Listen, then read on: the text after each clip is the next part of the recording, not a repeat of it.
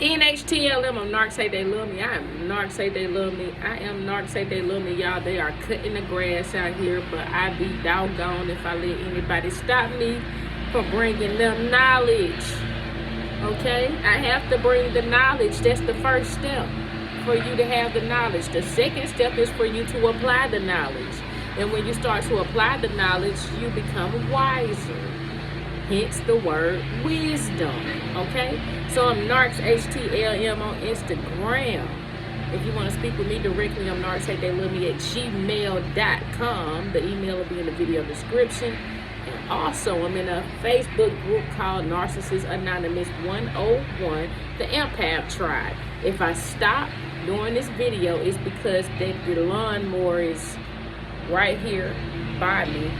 And I would rather just stop when I talk instead of try to talk over the lawnmower. I want to make sure that you hear what I say. I want to make sure that you understand what I said. I want to make sure that we are clear.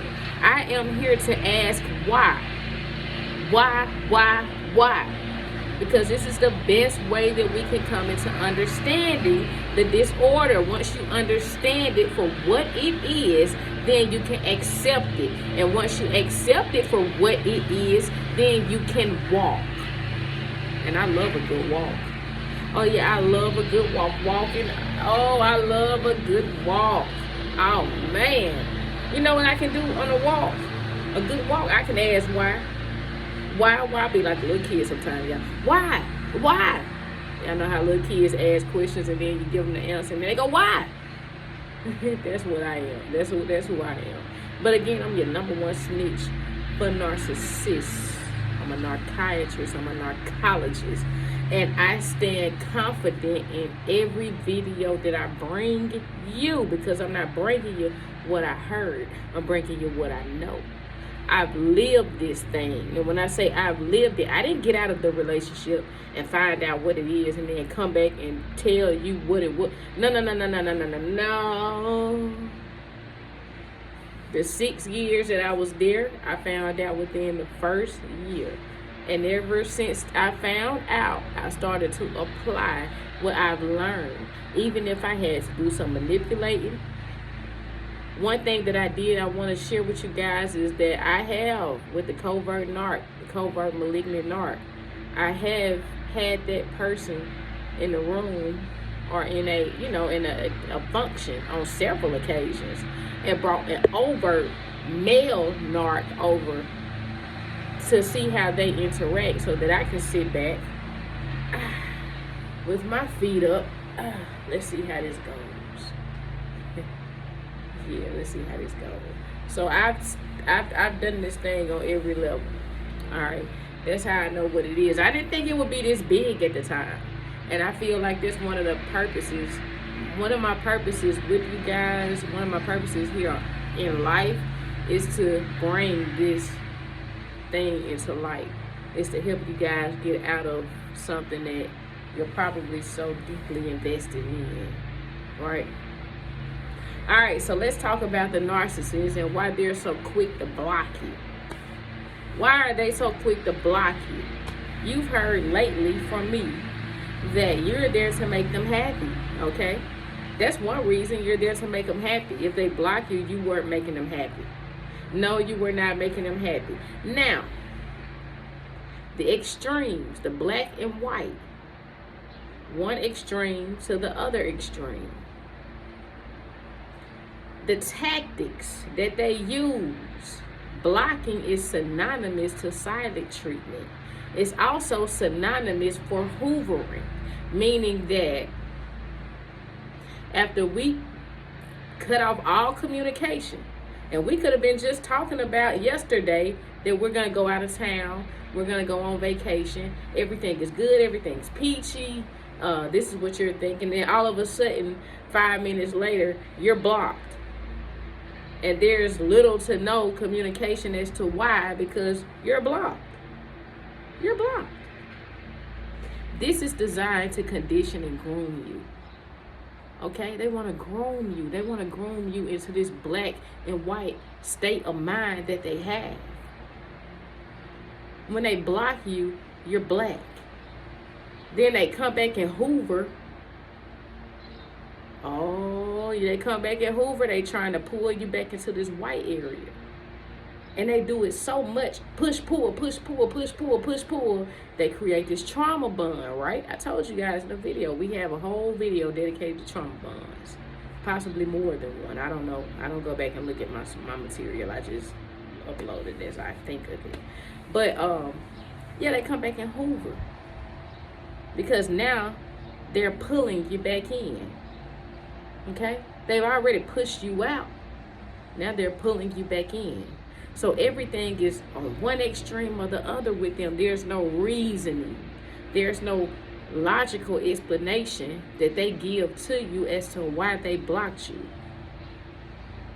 Why did they come back and hoover you? Okay? All of this connects. All of this connects. It's not rocket science, guys. Don't make it harder than what it is, all right? Another thing that the blocking does, the hoover does, that the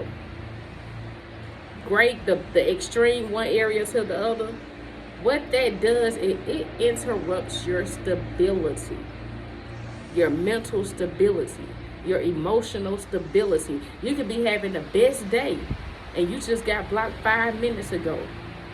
Now you're having the worst day. You're not enjoying the things around you, the people around you. Your mind is constantly on them. And why? This question, why? What happened? What did I do? Because we were just talking about all of these great things that we're capable of if we're together. Now, we went from talking about these great things to now you don't want to have anything to do with me. That's grooming. It's not that they don't want to have anything to do with you. They just want to groom you. They want to groom you. They want to keep you coming and going, coming and going, coming and going, in and out, push and pull. Block talk, hoover. Silent treat, hoover, silent treat, hoover, silent treat, push, pull. All of this stuff ties in together. This is the Narc game. This is how they normalize this stuff with you. They make you feel like after you have been pushed and pulled for so long, after they block and unblock, block and unblock, block and unblock, hoover, discard, hoover, discard, hoover, discard, there are, look, it's going to be normal to you. It's going to be normal. And they don't realize that it's not going to be normal to an empath that's healthy on the inside. It's not going to be normal. But they don't care if it's not going to be normal to you because you're there to regulate their emotions. You're there to make them happy. Who cares about your feelings and the way that you look at things and how it's knocked you off your cue? They don't care about that. It's all about them. It's to get you so into their mindset, the way that they think, the way that they operate. You guys understand me? I hope somebody understands this. I pray somebody understands this. This push and pull, coming and going. Discard, hoover, discard, hoover. Black, white, black, white. This stuff ties in together. And they want it to be normal for you. Because why should it be normal for you? Why? Why should it be normal for you? Because you're there to be an extension of them. The way that they think about things, the way they perceive things, they want to project that onto you. And if they do it for so long, it starts to become your reality. Here I go. I'm Narc. Say they love me. You guys like, share, subscribe, and comment if you like the content. Now let's keep going. The blocking also buys them time. They have to have some time to think about who they're gonna recruit into the harem, who needs to go out of the harem. How do you need to be placed in the harem? How can they deal with you? See, with the Narc, when it comes to the harem, they have to compartmentalize everybody. Everybody has their own box. And they're good to serve specific needs for the narcissist. The narcissist knows that. So they put that mask on and they play accordingly to who chooses to entertain them out of that harem in the heat of the moment. The narc is not stupid. No, they're not stupid. They're very, very calculated as to what they do and how they do it. So depending on their need, that's the target that they have to. It's a person that they have to target, a specific one. Because everybody in the harem is not going to give it to their needs. They have a specific one that they put on a pedestal according to their need. They're in the heat of the moment. And they can play the part because everybody's compartmentalized. Meaning, for example, if I'm the narcissist and I'm with my main supply, my grade A supply, the person that's been accommodating my needs. Now, I can have other people on my phone. But in the heat of the moment, I may not be ready to entertain potential supply. I'm with my main one, so I need to act to par for my main one. Act to par for my main one. And then when I get with my potential one, I'm going to block my main one because I don't have time to be answering no phone calls. I don't have time to be going back and forth because I'm trying to keep this potential over in my harem. I'm going to discard, a lot of people. And I'm not going to say discard, I'm going to say shelf. I'm going to be shelving a lot of people. But I don't want to give them closure. I don't want to close that door. I want to be able to go and flamps over there and bounce over there when I feel like it. And get what I need off of them. But in the meantime, I don't have time to entertain anybody but my potential. Because this is the mask that I have on. This is what's accommodating my needs in the heat of the moment. This is narcissism, y'all. It's a disorder. I say all the time, it takes time to be fake. It doesn't take any time to be real. See, empaths, we not putting on masks and putting on masks. This is what the narc lives to do. This is how they survive. All right. Also, what the blocking does, it creates an energy shift. And with this energy shift, by you being so up, I have a great relationship. I'm loving my relationship. This person does this person is that. It's the greatest person I've ever met. I feel like I can spend the rest of my life with this person. What it does, this energy shift, it gives them the energy, the positive energy, away from you when they block you. Because you wondering, what happened? How did we go from being blocked to where this narc is on the pedestal and they're saying, look, I'm asserting some control. In the back of their mind, I'm asserting some control. I'm bringing them into my world.